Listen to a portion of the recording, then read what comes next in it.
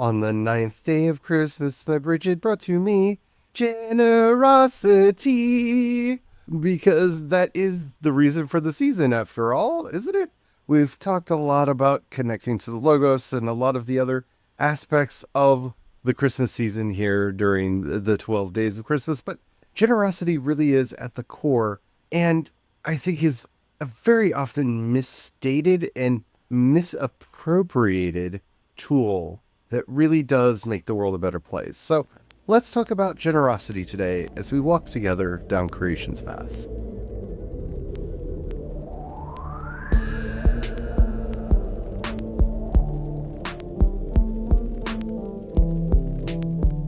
Hello, everyone. My name is Charlie. I am a Christopagan druid and priest of Bridget. Hello, everyone. My name is Brian, and I'm a dancing lady. And today we're going to be talking about generosity. This is a topic that bubbles up periodically on the podcast because it is so important and core to what we're doing. Generosity, I think, is one of the most misunderstood practices and misunderstood, I'm going to say, energies that we can participate with, because generosity often gets pigeonholed into something that we do with our money because capitalism is a plague. But before we get into all that, if you haven't already, don't forget to like, subscribe, and follow, whatever the terminology happens to be on whatever app you're listening to us on. We do 5 original Christopagan and Druid episodes Monday through Friday every week, except for right now during the 12 days of Christmas, where we're doing one every day. It's a lot. And you don't want to miss anything because we've got a lot of interesting topics lined up for you. All right, let's just get into it. So I had a question. I was thinking maybe we should start by differentiating tithe and generosity, because I'm thinking that's the first place of confusion. Okay, so tithe is a complicated, complex thing that everybody since the advent of the Word of Faith movement has gotten wrong, and something that Christianity completely messed up. But number one, tithe, yes, definitely means a tenth, but it's an old Chaldean term that goes all the way back to Sumer. This is one of those words that even predates Hebrew, that they borrowed from their relatives. And yes, literally means a tenth, but here's the thing.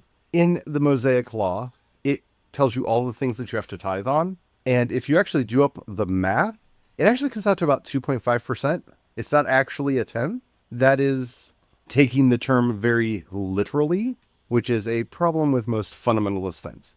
So a tithe is the church's building fund. It's really all that it is. The tithe was what was required of you to basically keep the temple operational. You tithe to the priests, you tithe to the temple, which, since the priests, especially in the time of the old temple system, were not allowed to own land or to work outside of their temple duties.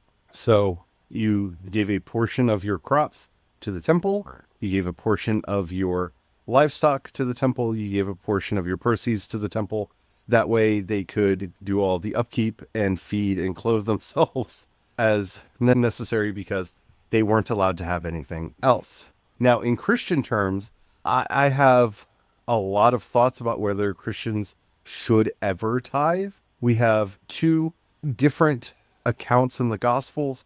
One where we see Jesus sitting literally by the jar that people would put their tithe in. And this is where he tells the story about who gave the most, the person who gave the less of what they had, or the person who gave a lot, but who had a fortune. And of course, it's proportional based on what you have. So if you are a billionaire and you're giving thousands of dollars, you're a cheapskate. If you are a poor person and you give $1, you've given a lot. It's reinforcing that lesson of whoever has much will be required of them. This is the idea that's getting put across there, not put your last money in. That's not what the story is about. But so we have that story. But we also have Jesus very clear when he's instructing the disciples to never take money from anyone. When Jesus actually sends the apostles out, and my dear Catholic brethren, if you are the heirs to the apostles, you are not supposed to accept anything but food, room, and board. He's very clear. You are to take no money and you're to ask for no money. If you're offered money, to refuse it. You are to live off of the hospitality of others. And if they give you no hospitality, then move on to the next town.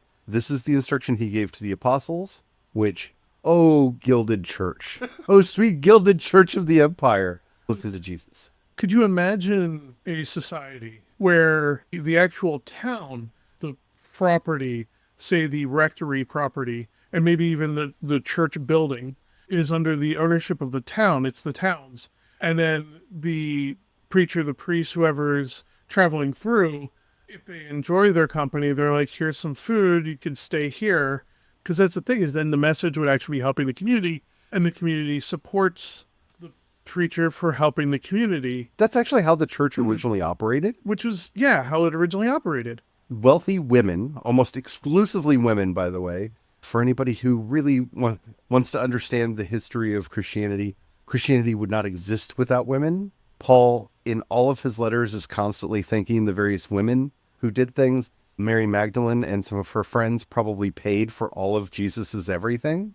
There's a lot of evidence in the text that Suzanne, Joanne, and Mary Magdalene were rich women in their community who basically supported the early Jesus movement. And that continues on, goes through to the early centuries, basically until Constantine officializes the church and they start getting imperial sanction. So that's a tithe. Tithe is just supposed to be for upkeep. I think it's very questionable whether or not a Christian minister, because of the teachings of Jesus to the apostles, should ever even accept a tithe.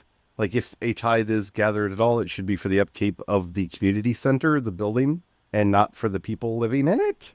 That's why when we ask for donations at the end, are very clear, this is not a tithe, you're not giving to the Lord, you're just helping us keep the lights on. And I feel really squidgy about even doing that. In Jewish law and halakha, there is a differentiation made between tzedakah and gemilut chesed. And tzedakah is your required duty. And so tzedakah is giving to charity. It's giving to the various funds that would help take care of others. There's a lot of different ways that tzedakah can happen. Tzedakah is often, depending on which branch of Judaism you are in, a fixed amount of your salary that you are expected to give, but is not usually disclosed because it's generally anonymously given. Not always anonymously given, but often. But it is your required duty. You are required by the law. And by the way, I just have to say, as a Christian here, required by Jesus also to take care of the widow, the orphan, the sick, the hungry, the naked, the thirsty, those without homes, those who are refugees, those who are oppressed. Those are requirements and duties of us. And so anything that you do to help with that is tzedakah. And the word tzedakah literally comes from the word righteous. It comes from the word tzaddik, which means righteous or just. And so it is a way to do justice. And once again, to reiterate, like when thinking about this type of generosity, it's thinking in your personal terms of what you have abundance of. Some people have abundance of money, so they can either just give cash or hire somebody to help, pay somebody else to do the job for them. Some people have an abundance of time. And so then for that person, maybe it's a matter of volunteering somewhere or spending some time on that. Some have an abundance of crop and food, so they could then give the food. It's just a matter of what you have an abundance of. My grandmother loved quilting, and so she and her friends would make quilts that they would give out to various people in need. Yeah. And that could be tzedakah. That could be this just real requirement on us. Gemilut chesed, which literally means bestowing loving kindness or devotion. Chesed is the most important concept if you come from the Jewish or the Christian world, because the prophets agree on one thing. They disagree on a lot, by the way. Scripture is in discussion and dialogue with itself. Anybody who ever tries to tell you that there's one unifying message in Scripture has not read it. All of the prophets are in dialogue with each other and often in debate with each other. But the one thing that they do agree on is God prefers your chesed to your sacrifice. This is where the debates come in. Chesed is generally translated as loving kindness. It is something that, as the phrase gemilut chesed implies, it is bestowed. It is something that is given.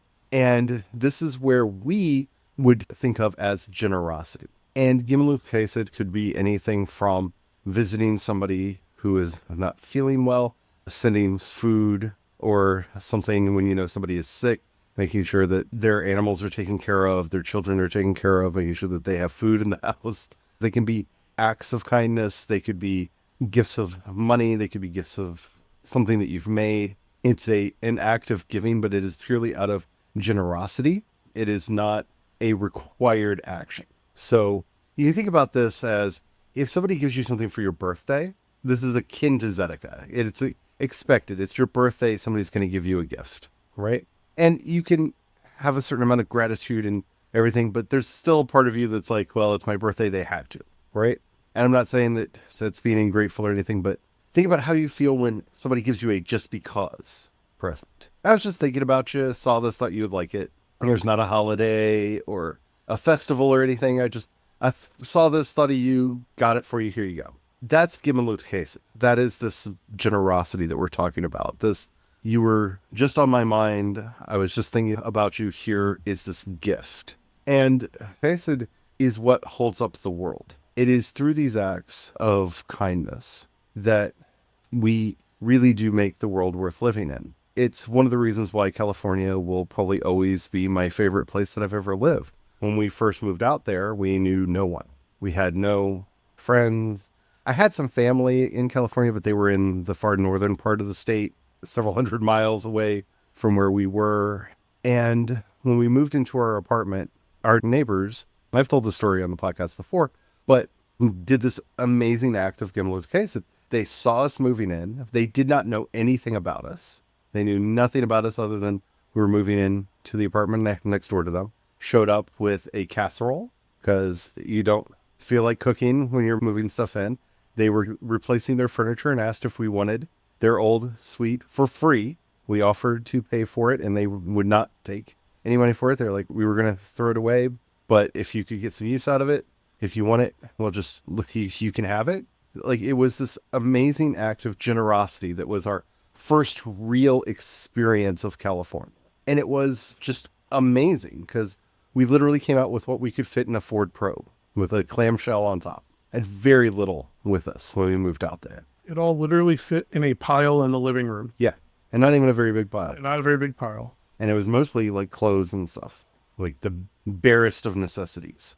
But we went from having nothing, basically, very little to nothing, to having a fully furnished, like, they had an old TV they weren't using anymore that was just taking up space, and they asked if we would like to have it. So now all of a sudden we had a television, which we didn't have before. They helped us connect it to the antenna because they had all the cables and stuff.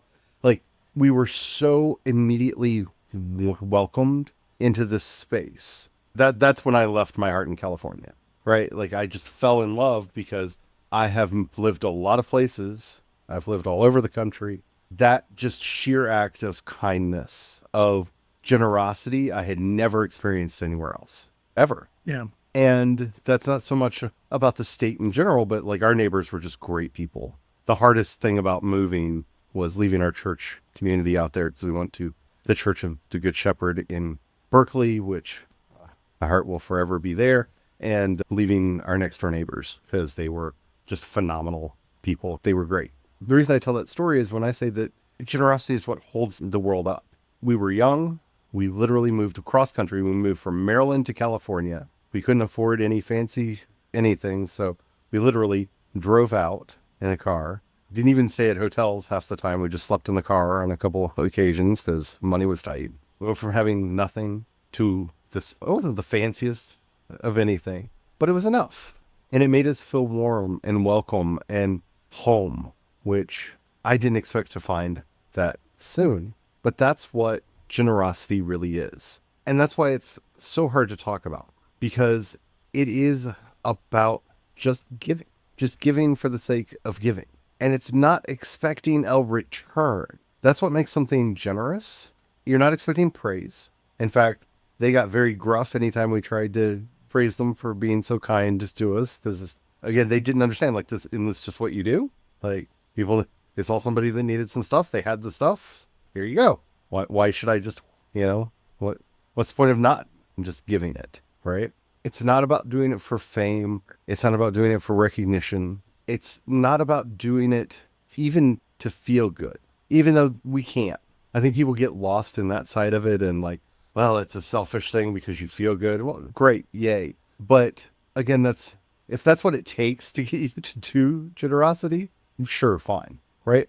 But once you start entering that kind of generous state, you find it as something that's second nature, and you find that it's something that is contagious. And one of the things that we don't talk about or really consider as much as we should is how various actions are contagious. We have the studies on this, like the science is that if you smile, like honestly, genuinely smile at someone, it will ripple through the people because we have mirror neurons in our brains that make us want to mirror the people around us. This is why we have to be very careful about the energy we're putting out and the energy that we're wanting to surround ourselves with. If we're around a bunch of angry, curmudgeonly, scared, whatever people, we will start to mirror those actions unconsciously because we literally have wiring in our brain that says, oh, that's what's going on here. I should do the same. It's literally hardwired into us.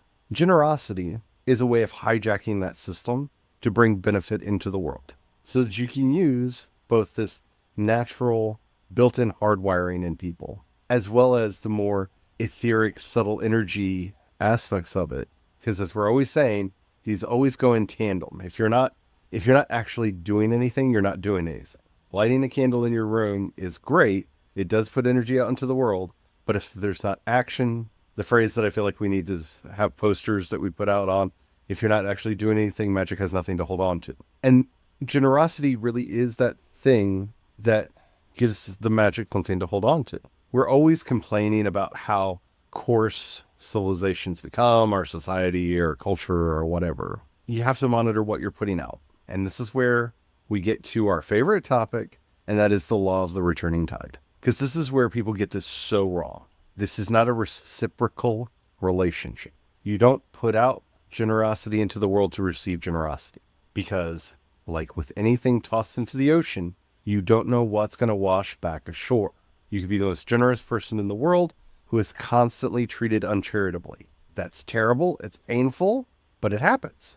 And also, if you're giving for the sole intention of receiving, you're not giving anymore. This is not generosity anymore. This is where it gets the subtle difference in the mindset. For me, it really sunk in when I was studying compassion and generosity came up within the context of studying compassion. In compassion, you gave freely. So there was no attachment to that giving. You just gave freely with the faith and the understanding that things in life will come back, but not in a manner in which you expect. We're just kind of playing off that law of returning tides. It's just phrased a little bit differently, but it was in a manner in which it clicked in my head. And so, me being me, I tested this and tested it and tested it. I'm going to stop real quick. This is what we're supposed to do. Paul's very clear. Test all things and hold to that which is good. So, yay, this is you being you. But this is how all of us should be. Test all whatever I'm saying, test it. Try it. See what happens. A case study out of this. Basically, what I did is, at the time, I was a server. Very good server. I could easily pull in a high percentage of, and that basically is looking at the amount of tip and the amount of sales and the percent of that over the course of weeks and months. So it's averaged out because you get some people that are very generous, you get some people that are very miserly, or they just don't know better and they either tip a lot or a little, whichever. But once you average all that out, it's starting to be a reflection, right? But I never could break past a certain, seemed to be a barrier. So I was like, you know what? I'm going to shift my mindset. Instead of trying to perfect the craft of service for getting a better tip because being the best server I could be, I shifted my mindset from that to making it an act of generosity. The service then became a generous act to create the best experience for the guest out of everything I could control. And it was a gift to the guest that was just given freely without expectation of a tip, without expectation of any reward, but with full faith that, something's going to come back in time. And I did this. And it was a couple years later, I don't know, several opportunities, things just started happening.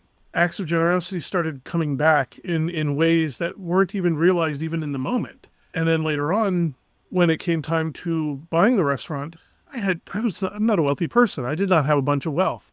But somehow the community came together and made it happen.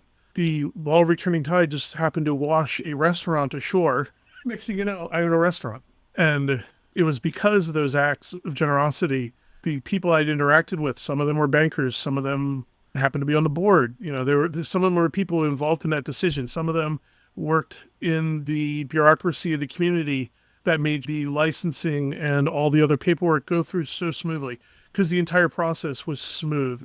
It took a few months, but every time I had to do something, it was just like done. Most people would have been astounded to hear like how ridiculously easy it seems so easy, but it was because I had tested this and did it without that expectation. And I had no idea what was going to come back. Yeah. If you had asked me, I would have said no, because the plans at the time were to move. That's the thing of being careful with how you're putting things out there. As the sage says in the book of Proverbs, if you are giving and letting everybody know that you are giving to be known as a generous person, then you have received your reward. Yeah. You were doing it for the notoriety. And you've gotten your notoriety. You got your notoriety, and that's it. Yeah. That's something that we have to be very mindful of and very careful of, that we are just giving in a way that makes things easier for us and for the world. And that for us is very important there. It is not generous to destroy your life giving to other people. This is what St. Francis had to learn. We're always talking about our love of St. Francis and the stories around him. In fact, our actual church is the Seraphic Grove because we are followers of our Seraphic Father Francis. Francis kept trying to give everything away. And the more he gave away, the more people gave to him and the more he had. Until he had to finally just realize, fine, I'm not going to have nothing because I have created this circle of giving that everyone's trying to make sure that we're taken care of because we're taking care of everyone else. That we've become this funnel on the in-between to make sure that everything is distributed to the places it needs to get. You never know what you're going to get back. You never know what putting things out into the universe is going to return to you. But I will say, and we're seeing this very clearly in our world, if we're not putting out anything but snark and nastiness and vitriol and fighting, how are we surprised that that's what's washing back ashore? How is that surprising or shocking? And I'm not saying that there are not people that need to be taken down a peg. I'm not saying that there are not things to fight for and to strive for. I am not one of those people that's like, just give love and everything's better. Like, I'm not that person. You can see our episode, The Ethics of Hexing. Yes. On that. Because sometimes there is a time and a place. There's a time and a place for everything. A season unto everything under heaven. But we have to be very careful, because if that's all we're giving out, if that's all we're putting out into the universe, we can't be surprised when that's all we're reaping back. And remember, division is the greatest tool of the adversary. The other side, which, by the way, is not me being cryptic, the Sitra Achra, the other side, because they're not always evil. And so I love the phrase, the other side, instead of saying the dark one, the evil one, because there's always an equal and opposite reaction to everything that we do. We need to do an episode on that, just because it feels like you're being like nebulous, those on the other side, and that's not the meaning of the phrases I'm using it. But the other side is always going to be pushing back, no matter what you're doing, no matter where you're trying to go. And so understanding that the main tool of the other side, as Jesus taught us, a house divided against itself cannot stand, right? Division is the tool of the other side. So how do the obscenely wealthy stay obscenely wealthy? They get all of the people who are not as wealthy as them constantly fighting amongst themselves, so they are not seeing the actual problem. How do really bad employers get away with abusing their employees? They keep their employees squabbling amongst themselves so that they're not seeing, oh, we're both being ripped off. We're all being ripped off by our employer, right? How do governments oppress their people? They make them afraid of non-existent crime and portray themselves as the hero, dividing the groups. Don't you know, these people are your actual enemies, so that you don't see all the power they're taking away from them. That division is problematic and has gotten us to where we are today. And it's not that, again, we don't oppose the bad things. It's that we need to be sure that when we think something is a bad thing, we are right, that it is actually the bad thing. And why generosity is the best default. So-and-so got accused of doing this really bad thing. Until I know more, I am not going to judge. I don't think it's my place to judge. This, again, just the Christian in me. Judge not, lest you be judged, for you shall be judged by the same measurement that you yourself measure out. I don't think it's our part as Christians to judge anyone. Which is also why you want the first thing in judging is generosity, because congratulations, now you'll be judged with generosity, which all of us really want. Yeah. Generosity, because that kind of goes hand in hand with clemency, like getting that little bit of leeway. That's not to say that when the evidence is in and you see the truth, you don't act accordingly, right?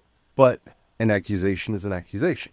If you're told that so-and-so stole something and you don't know that so-and-so stole something, acting as if it happened may or may not be the best way to act. And it's not about being naive, but it's about having that generosity of sometimes the finger gets pointed in the wrong direction first. And this happens with everything. Is that really the problem, or is the problem something else that they're trying to distract you from? Because usually they're trying to distract you from something else, right?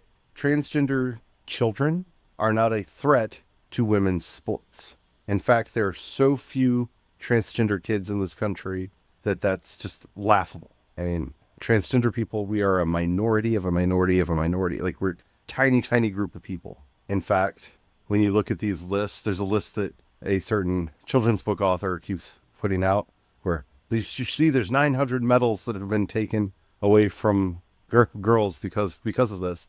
That's over 25 years. Most of them are high school level, and the vast majority of them are from Frisbee golf, which I don't think gender has a lot to do with how good you are at Frisbee golf. Also, it counts anytime anybody gets a medal. So if somebody comes in third and they give a third place medal, or fourth or fifth, and they give away a medal, like, these aren't just like people dominating the sport. But you see, the actual threat to girls are their coaches, because the amount of violence that their coaches are placing on them. It's lack of funding, because girls' sports are never funded equally, if at all, right? The actual threats to women's sports are there. They exist. And we all kind of know internally there's something wrong there, but there's a distraction tactic. We're going to blame this tiny, tiny sliver of a minority of a group because, well, you probably don't know anybody in that minority because it's such a small minority of people. Well, even just to address that distraction tactic head on, the biggest issue is misogyny. And yet misogyny uses a distraction tactic of misogyny to keep people from seeing and addressing the actual misogyny issue, where they pointing at a trans person is misogyny of itself. That's why I wanted to bring it up, because the people that suffer from trans panics are always cisgendered women. Yeah. Like, the evidence is in. For the Olympics. Yes. Recently is a great example of that. That was a cisgender woman. But I bring this up in the context of generosity because anytime anything is, oh, I don't know anything about them. I don't know anything about the Uyghurs in China. I don't know anything about this ethnic group or this conflict that's happening somewhere else in the world. But you're saying they're bad? Okay, they're bad. Now they're the new enemy, right? If we act from that initial state of generosity and say, okay, maybe somebody did a bad thing. Why? Because generosity and curiosity are good friends. And you have to have an open space to practice curiosity. And also being generous to yourself and give yourself time. Yeah. Time to ponder in your heart. To go back to one of the previous days of Christmas, ponder in your heart what you've just experienced or encountered or was thrown at you, so that you can not react, but act. And that's kind of the moral of today's episode. Yes, it's great to be able to give money. It's great to give time. It's great to give presents and homemade things to people. But in the day and age we live in, I think the greatest act of generosity any of us can start trying to practice is actually a negative form of generosity. And that's not giving snap judgments all the time. And I'm guilty of this too. I'm not here pointing fingers. I'm guilty of this too. And I think the act of generosity we all kind of need to be working on right now is, oh, I saw the headline, just reacting to the headline. No, check out the article. Like, this is why I would say everyone's guilty of it. Because Yeah. earlier today, I had a snap judgment that I stopped myself from and went, no, and went through those steps, the very steps we were just talking about. I just did this morning. I stopped myself from, I went back, I pondered it, and was able to step back and not give in to judgment, especially snap judgment, because the snap judgment was wrong. And later on, as the video went on to clarify, very, very wrong, actually. I knew it was wrong the minute I took a moment and pondered it, so I was able to let it go. And just being generous to give myself that time was so helpful. So you don't have to be specific because, again, like we said, generosity is best done in secret, because if you do generosity for renown, then you have truly received a reward. But I would love to know some like ways that you are practicing generosity, because like I said, I think for me, especially as I've been much more active on social media lately, you can check out my blue sky. I'm cedorset.com over there and creationsfast.com over there. I don't do a lot on the Creations Fast channel. I was doing a lot over there, but I've been doing more of it on mine because I haven't figured out how to use the Creations Fast voice. Like, it feels, I don't want to say stuff on there to reflect bad on us as a community. So I'm still figuring out that balance there. But as I'm getting more out on social media, unlearning my bad Twitter habits is really kind of the act of generosity that I'm trying to get into. Sharing other people's stuff, praising other people, trying to be helpful, answering other people's questions when I see them, when I have an answer that I think might be helpful. Yeah, I'm still being silly and funny and occasionally snarky and sarcastic because I am Gen X, but it's my nature. But trying to be as generous as I possibly can with the people I'm interacting with and trying not to have those immediate snap judgments. How are you practicing generosity? What are you doing to bring this energy of generosity into your lives? I would love to know. You can leave a comment if you're listening to us on Spotify or YouTube right there, and we will see it. If you're listening to us anywhere else, even if they say you can leave a comment, they don't usually tell us, so we won't know. So you can leave a comment there anyway, because engagement is magic, and then head over to creationspaths.com, click on chat, and you can leave a comment there, and we'll be able to see it and get back and talk to you and have a conversation with you and all the rest. While you're there, if you happen to have a few dollars you can pass our way, you can think about joining the membership. We have monthly and annual memberships available over there. Thank you to everybody who does that. You are amazing. You can also support us on Patreon and Ko-fi. I am CE Dorset on both. If you don't have any money right now, and this is where generosity really comes in, I understand that. I don't have a lot of money right now either.